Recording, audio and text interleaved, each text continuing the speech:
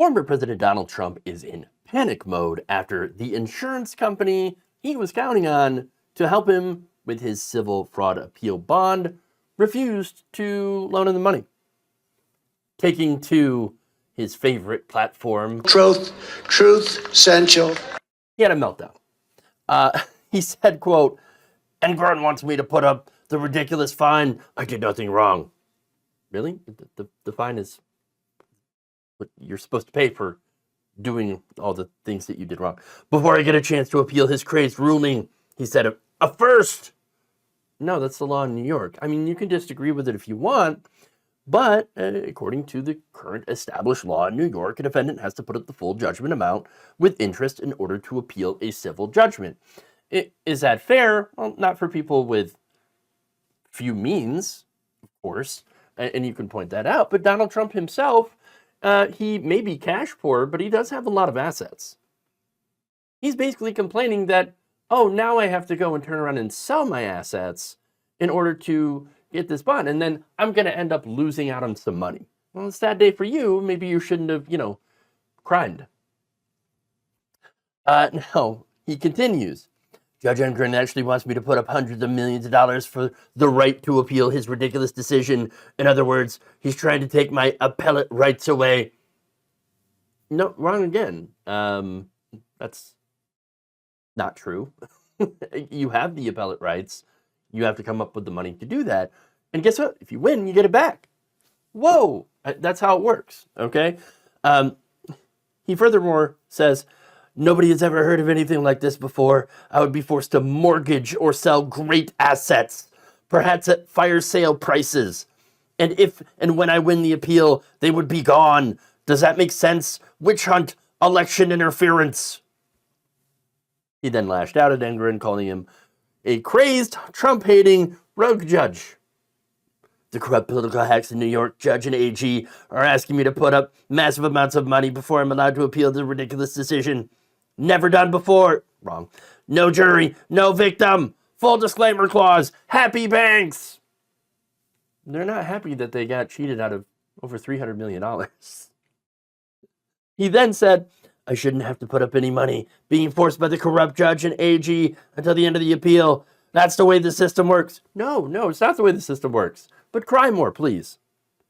No, so this latest L, we find out, is because Trump was counting on the insurance company, Chubb, who actually did supply him with the $91 million bond in the E. Jean Carroll defamation case, but decided not to give him $454 million.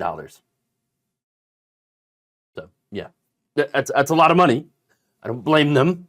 According to sources speaking to CNN's Caitlin Collins on Monday, as Monday's deadline had approached, she said that panic mode is setting in. Chubb had actively been negotiating with Trump and his co-defendants, according to a statement released by Trump Organization's lawyer Alan Garten and reported by CNBC. Then, within the past week, Chubb changed its direction and notified defendants that it could not accept real property as collateral. Oh, so basically you got chubbed. That's what that sounds like. Though disappointing, this decision was not surprising given that Chubb was the only surety willing to even consider accepting real estate as collateral, Garten added. Now, look, I don't know why Chubb chubbed Donald Trump and his team. I'm not sure, okay? But maybe it has something to do with the fact that it had gotten itself into hot water for the agreement to underwrite Trump's Carroll defamation bond. It could be.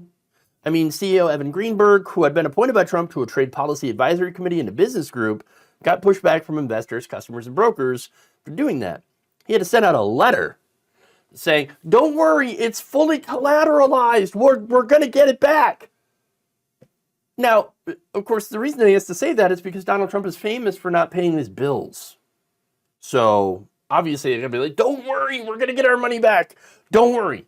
But $454 million, no guarantee they're going to get that back. All right. Now, Chubb was one of 30 companies, including billionaire Warren Buffett's Berkshire Hathaway, that Trump had asked to put down the fraud trial bond amount. But they reportedly decided against it because, again, they wanted hard cash or liquid assets as collateral, and real estate is not a liquid asset. Now, Collins had also learned that Trump was worried about his image if he fails to pay what he owes. Quote, here's Caitlin Collins again.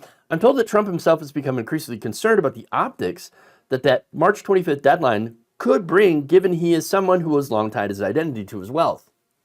And he could find himself confronting a real financial crisis in just a matter of days. So, again, his fault. But Donald Trump, he is what we call cash poor. Once again, he's got assets. They're not in liquid form. Okay? So that means he's going to have to convert them to liquid form, since he's not going to be able to get that bond, or using that, those liquid assets to then put up the bond. Okay? To collateralize it.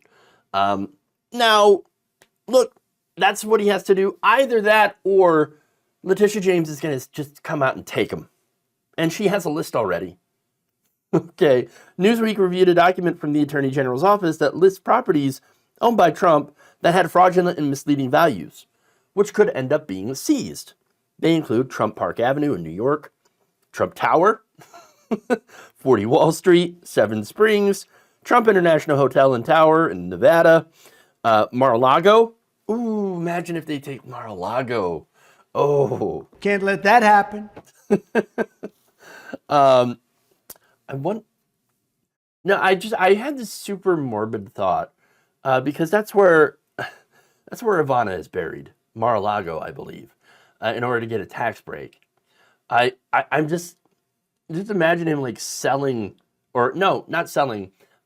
He could sell Mar-a-Lago, but Letitia James having to seize Mar-a-Lago, knowing that Ivana is buried there, all for a tax break.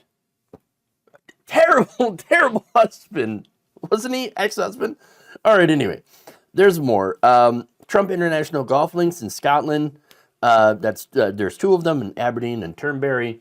Those could be taken as well.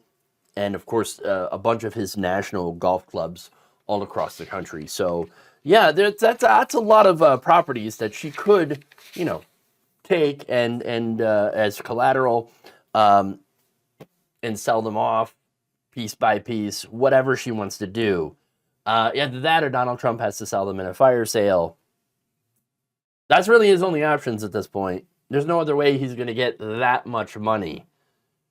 Nobody wants to loan him the money. He doesn't have it in liquid assets, and he can't get a bond. What else is he going to do? And that explains why he's having an absolute freak out.